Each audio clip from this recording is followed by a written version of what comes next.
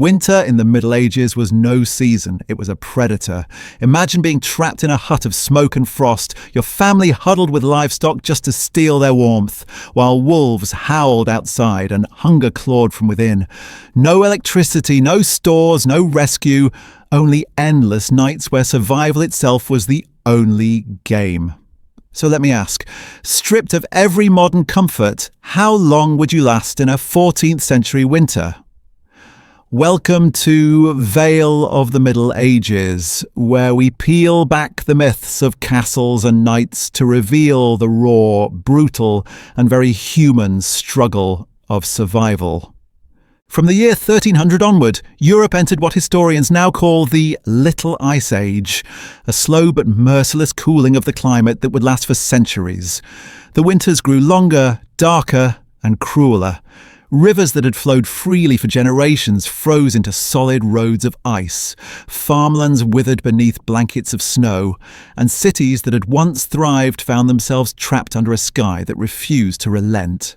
The Middle Ages had always been hard, but the arrival of the Little Ice Age turned survival itself into a daily gamble. For the medieval peasant, life was already fragile. Houses were little more than timber frames packed with wattle and daub, thin walls that cracked in the cold, roofs that sagged under heavy snow. These homes had no insulation, no glass windows, no chimneys to carry smoke away. A single fire burned in the centre, choking the family with soot while struggling to keep them alive. Nights were spent in stifling darkness, where the glow of the fire was less warmth than a reminder of how close death lingered just beyond the door. The castles of kings and lords fared little better. Built of stone, they became great echoing freezers once the frost settled in. Drafts swept through grand halls, freezing tapestries stiff against the walls. Servants carried buckets of coal from dawn until dusk, yet even nobles slept in layers of fur, their breath turning to mist beneath vaulted ceilings. Status could buy meat, wine, and silks, but it could not buy mercy from the cold. To truly understand the terror of a medieval winter, picture England in the year 1364. In a small village nestled along the River Avon, snow began to fall in December. At first it was a gentle curtain, children laughing as they stamped their feet through it. But the days stretched into weeks and the white powder became walls of ice. By January, every roof was heavy with snow, every road buried. 3 months passed without a thaw. Families were sealed into their homes as though imprisoned by the season itself. Smoke trickled from chimneys in thin, desperate wisps, proof that fires were struggling to survive. Inside one such cottage, a mother sat with her children pressed close. The father had not returned from the woods. He had gone to fetch firewood 2 days before. The children no longer asked about him. Food was nearly gone. The goat, tethered beside them, bleated weakly, its ribs showing. The family could hear wolves outside, howling closer with each night, emboldened by hunger. For them, the winter was not just cold, it was siege warfare with nature as the enemy. When snow finally broke in March, the village staggered out into the pale sun. Half the homes were damaged by the weight of ice, and some families never emerged at all.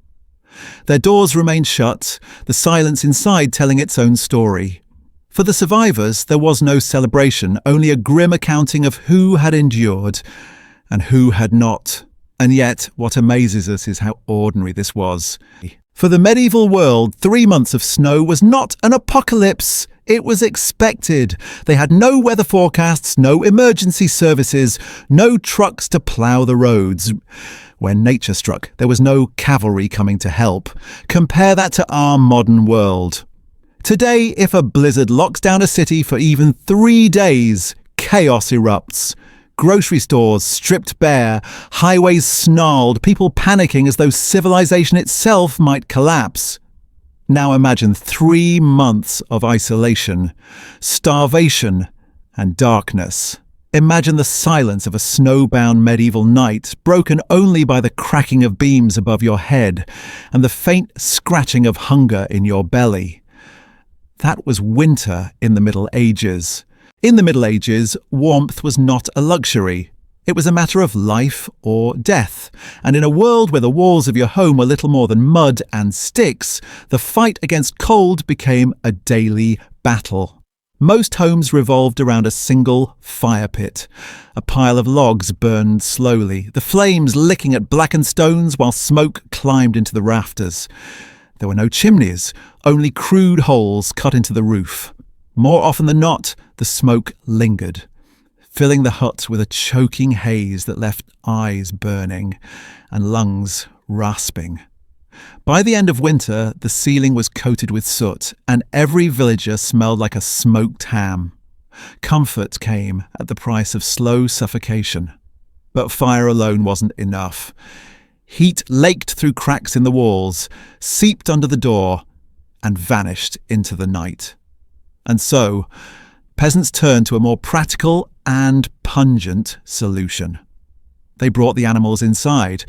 Chickens scratched across the dirt floor. Pigs snorted in the corner, and cows stood tethered beside the family bed. Their body heat helped keep the room above freezing, though the stench was unbearable. It was warmth born out of necessity, not choice. Imagine it. A family of 5 huddled together beneath ragged blankets, the father's arm around his wife, children pressed against their mother's side. Beside them, the family cow shifts on its hooves, steam rising from its nostrils. The youngest child stretches out a tiny hand, resting it against the animal's warm flank. In that moment, the line between man and beast disappears. Survival demands closeness, even if it means sleeping cheek to cheek with livestock.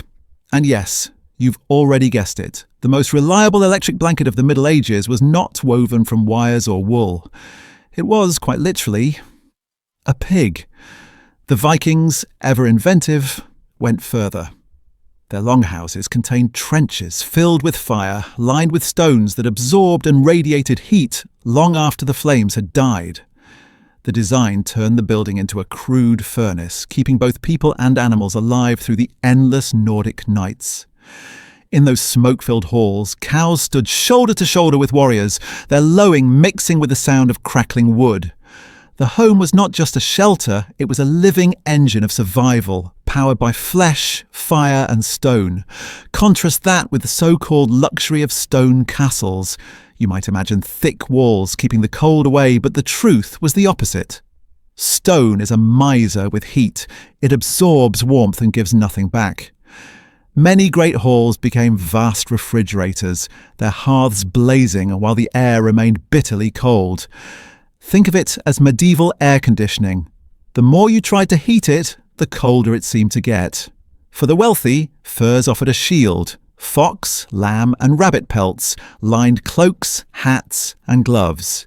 Even so, nobles dined with gloves on, holding cups of wine that froze over before the feast was done. For peasants, fur was a rarity, often requiring permission from their lord. Most made do with wool layered over linen, scratching and itchy, but at least a barrier against frost. Linen shirts became as valuable as armour, a thin layer between skin and the bite of winter. Still, accidents were common. Portable braziers, small bowls filled with glowing charcoal, were used to warm hands or feet, but one careless bump could set a house ablaze. In villages where timber was scarce, fire was both saviour and executioner. It was the heart of the home, and the sword that could cut it down. Picture a night in January. A father lies awake, listening to the hiss of logs on the fire. His wife and children sleep pressed against him, a pig snoring softly at their feet, the family cow shifting nearby. The air reeks of smoke and manure, but for now everyone is warm. Outside, wolves prowl the edges of the village, their howls carried on the wind. But inside this crowded hut of flesh and flame, life clings on stubbornly. That was medieval winter survival. Dirty, smoky, cramped, but effective. Not comfort, never comfort. Just enough warmth to see another day. If the cold didn't kill you in the Middle Ages, hunger often did. Winter was a season of calculation where every loaf of bread and every handful of grain had to be stretched until spring. For peasants, survival meant a planning ahead, cutting wood in summer, salting meat in autumn, and praying the stores would last until the thaw. Food preservation was an art form born from desperation. Meat was salted, smoked, dried or packed in brine. Fish hung from rafters, blackened and stiff, waiting to be chipped apart when the rivers froze. Grains were stored in clay jars, carefully sealed against moisture and rats. Milk was churned into butter, curdled into cheese, or turned into sour, gritty products like the Norse Skyer. Nothing was wasted, even the liquid left after making cheese. Whey was used to pickle meat. Survival demanded thrift, and thrift often tasted terrible. Still, even the most careful preparation could not guarantee enough. Picture a winter evening in a village hut.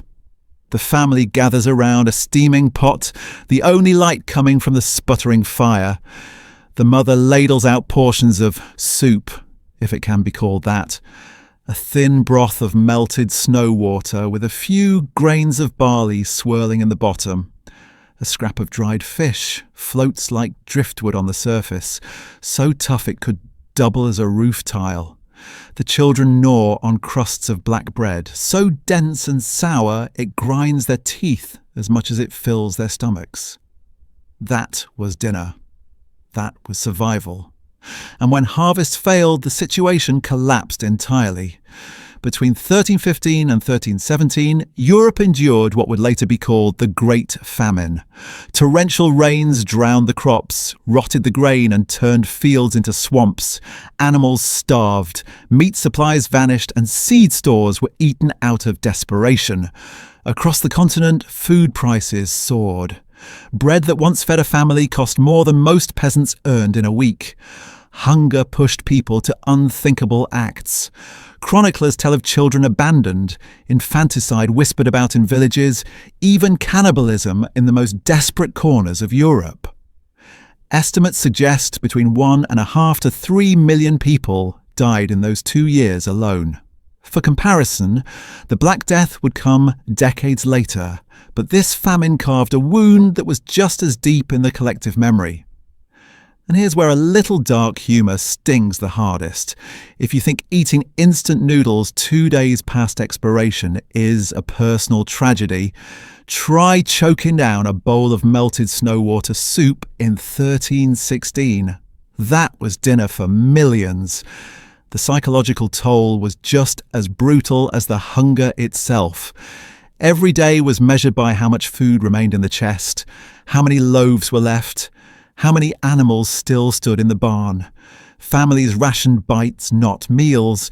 Parents gave their portions to children, growing thin and hollow-eyed while pretending they weren't hungry, and the dread never lifted. Even in years when harvests were better, the memory of famine haunted every winter, whispering that it could return without warning. Wealthier households had more to fall back on. Granaries, salted venison, wine cellars lined with barrels, but even nobles were not immune. Bad weather ignored class. Grain shipments spoiled, herds fell ill, and when famine swept the land, theft and riots reached the castle gates as surely as the village square. Yet peasants bore the worst of it. Their diet was already meagre. Grains, cabbages, onions, a few eggs when the hens weren't frozen solid. Winter stripped away even that. Fruits and vegetables all but vanished. Preserved berries turned leathery and sour. The hunger gnawed in waves, broken only by small victories. A rabbit snared in the woods, a loaf bartered from a neighbour, a keg of sour ale cracked open on a holy day. To starve in the Middle Ages was not rare, it was expected. Famine came like the seasons, a grim rhythm baked into the calendar of life. But the Great Famine of 1315 to 1317 was more than routine. It was catastrophe, a warning from nature that even the strongest preparation could fail. And so, winter meals became something more than food. They were symbols of endurance, however meagre. A pot of watery stew, a shard of smoked fish, or a crust of bread was not just dinner, it was the promise of another sunrise. Winter was not only a test of the body, it was a test of the mind. With the fields frozen and the animals penned inside, peasants found themselves trapped indoors for weeks at a time. Too much silence could drive anyone mad, so people turned to whatever forms of entertainment, prayer, and distraction they could find. On frozen rivers, children strapped bones to their boots and glided across the ice, the primitive ancestors of skates.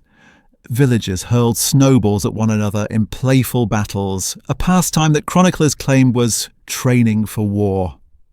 In Viking settlements, the long dark nights rang with games of taffel, a strategic board game that mixed chance and cunning. In wealthier homes, chess sets carved from ivory or bone were prized possessions, their kings and knights locked in endless winter sieges across wooden tables. Dice games were everywhere, though the stakes could be brutal. One bad throw and a farmer might lose his week's wages, or worse, his only cloak. Imagine today's online gamers raging over lost loot, but in the Middle Ages, losing meant sleeping bare to the frost. Inside the great stone churches, the cold was as much an enemy as sin itself. Priests whispered of numb fingers that could barely hold the chalice during Mass. One account tells of a clergyman terrified that he might drop the Blessed Sacrament during communion. The scandal of Christ's body falling to the floor was unthinkable, and so he clutched a small brazier filled with glowing coals between sermons, warming his hands until the skin was red and blistered. Faith, in winter, was not just about endurance of the soul, but about keeping your fingers warm enough to lift the holy bread. And yet, the heart of winter life beats strongest not in games or churches, but in stories. Picture a peasant family crammed inside their smoky hut, the snow piled high against the door. The fire burns low, its glow casting restless shadows on the mud walls. A grandfather leans forward, his voice cracking as he tells an old legend, the tale of a knight who rode into the forest and never returned, or of saints who braved storms with only their faith for warmth. Children sit wide-eyed, their faces painted with flickering orange light. For them, stories were more than entertainment. They were warmth of another kind, a shield against despair. These nights of storytelling stitched generations together.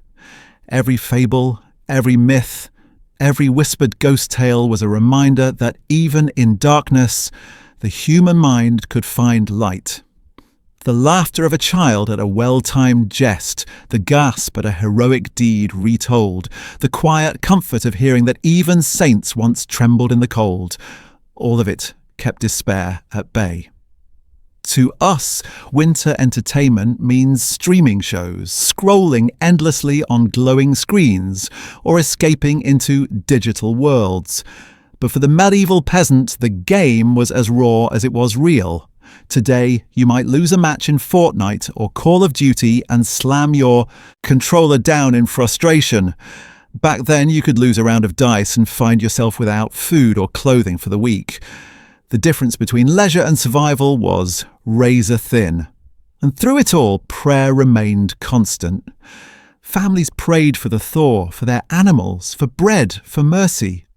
The sound of chanting drifted from monasteries, echoing through frost-laden valleys. Even when faith seemed as fragile as the flame of a candle in a drafty church, it was something to hold on to. Without it, the despair of endless winter nights might have swallowed them whole. So they played, they prayed, and they endured. Games of chance, tales by firelight, whispered hymns in frozen chapels. These were the fragile defences against despair. In the end, survival in winter wasn't just about keeping the body alive. It was about keeping the spirit from breaking under the weight of endless cold. History is not only written in chronicles, but also in the frozen silence of extraordinary winters. The Middle Ages were littered with years when the weather turned so cruel that entire regions became prisons of ice. These cases remind us that the cold was not a backdrop. It was the main character in countless human dramas. In the winter of 1363 to 64, the Rhine River at Mainz froze solid for 70 days. 70 days without a ripple, the mighty artery of Europe turned into a frozen highway. Downstream in Cologne, the citizens refused to surrender. Instead, they made the river into a market square. Merchants drove carts across the ice, stalls were set up on the frozen surface, and buyers haggled for bread, ale, and furs, as though the earth beneath their feet wasn't supposed to be water. For 2 months, life adapted to the impossible. The Rhine was no longer a river, it was a village. One merchant, whose fragments of journal have survived in later accounts, described the strange mixture of wonder and dread. "I walked with my horse upon the water," he wrote, "and though the ice was thick, I heard it groan as if alive. At night I dreamed it would open and swallow us all, yet by morning I was back upon it, selling my wares."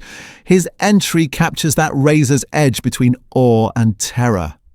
Imagine standing where waves once rolled, the current silenced beneath your boots, listening to the brittle crack of frozen water as if the world itself might split apart. The Rhine was not alone. Across the continent, nature flexed its icy grip. In Venice, the famed lagoon froze, trapping boats like toys forgotten in glass. Gondoliers who had once steered lazily beneath stone bridges now walked across the same canals, their poles useless in the hardened water. The city, built to float, suddenly stood stiff on an alien landscape of frost. Markets spilled out onto the frozen lagoon, laughter ringing through the air as Venetians dared to skate upon their immobilized sea. For a city defined by its waterways, it was both a marvel and a curse. Further west, France and Italy endured their own calamities. In 1359, snow fell across central Italy to such an extraordinary depth that roofs collapsed beneath its weight. Bologna reported drifts rising 18 feet high, walls of white taller than a man on horseback. In some towns, snow blocked the doors entirely, leaving families sealed inside like tombs. To escape suffocation, villagers threw snow into the streets, only to pile it so high that no one could pass. Chroniclers described citizens trapped for days, listening to the groan of timbers until the roofs finally gave way. Some never crawled out. Southern France in 1389 saw a storm so merciless that entire farmsteads crumbled. One chronicle from Montpellier noted simply, "Many died because their houses fell down upon them." Others of hunger, others of cold. No flourish, no exaggeration, just the bald truth that winter itself was an executioner.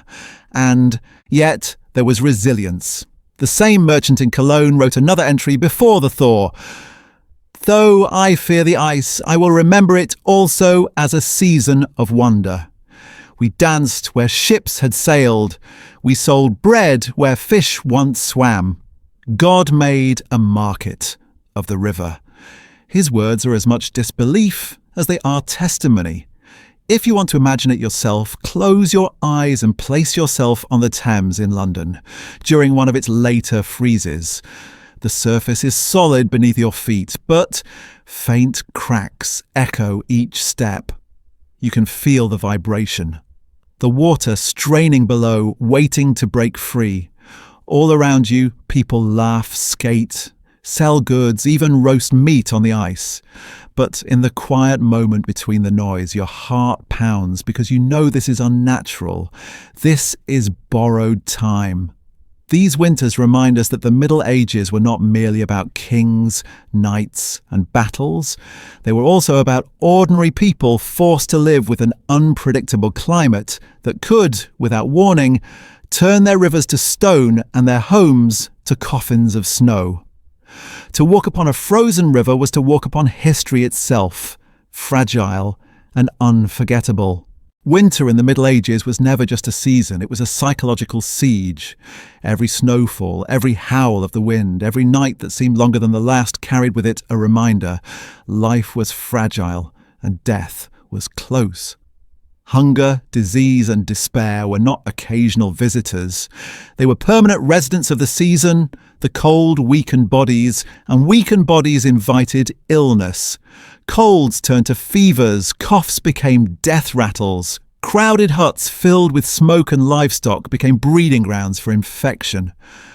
When food ran low, malnutrition hollowed out faces and slowed healing. People watched their neighbours fade, and they wondered if they would be next. The mind, starved and weary, sank into fear. Fear drove people to faith. Churches were never more crowded than in winter, when the promise of salvation became a lifeline against despair. Monks wrote that the cold was God's punishment, a purifying trial meant to test the faithful. Peasants prayed for the return of spring, offering candles, bread, or the little they had left at frozen altars. The sound of bells in the snowy air was not just ritual, it was reassurance that even in the dark, the community clung to something greater than themselves. But faith was not always enough to soften the terror. Winter taught people that they were small, powerless, at the mercy of forces they could not control. It reshaped the psychology of an age. In summer, life felt abundant, with fields green and markets lively. In winter, those same fields became wastelands, and the markets went silent. That rhythm instilled a worldview. Life is fleeting, joy is temporary, and suffering is inevitable. Medieval minds were carved by cold as much as by scripture. Think of it this way. Today, winter is marketed as a festival of light. We string electric bulbs across city squares, sip hot chocolate, and sing songs of joy while heaters hum in the background. In the Middle Ages, winter was a tally of the dead. Each family knew how many had survived the previous year, and each year they braced for who might not survive the next. For us, December means presents under a tree. For them, December meant one more month to ration bread, one more month to pray that the fever would spare the children.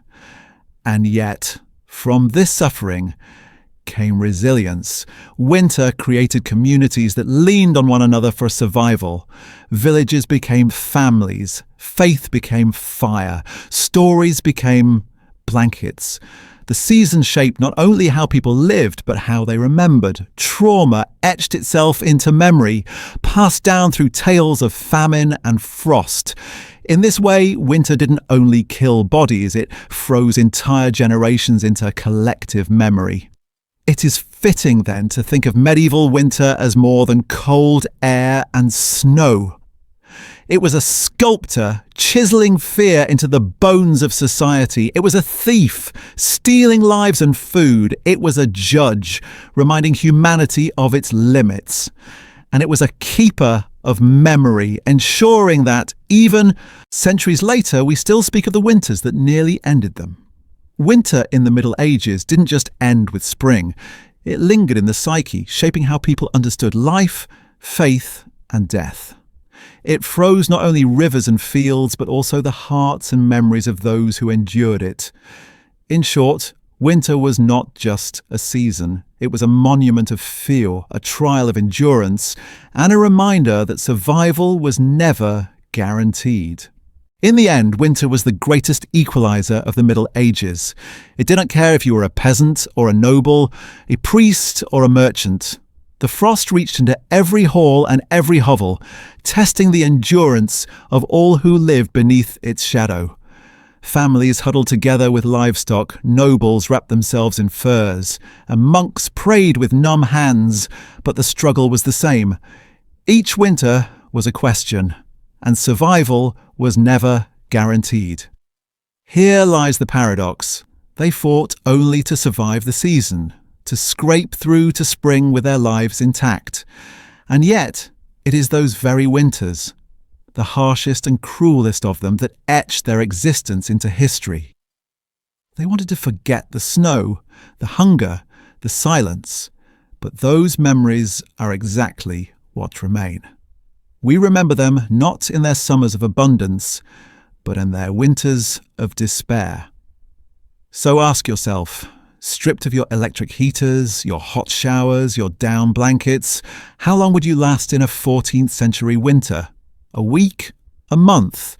Or would you too be another silent figure in the tally of the dead? What we can say is this: their resilience carved the path we stand on today. Without their endurance through those endless nights, we wouldn't be here to tell their story. And perhaps that is the lesson the cold still whispers, that survival itself is an act of defiance, and memory is the fire that keeps the past alive. Thanks for watching Veil of the Middle Ages. Subscribe for the untold stories waiting in the cold shadows of history.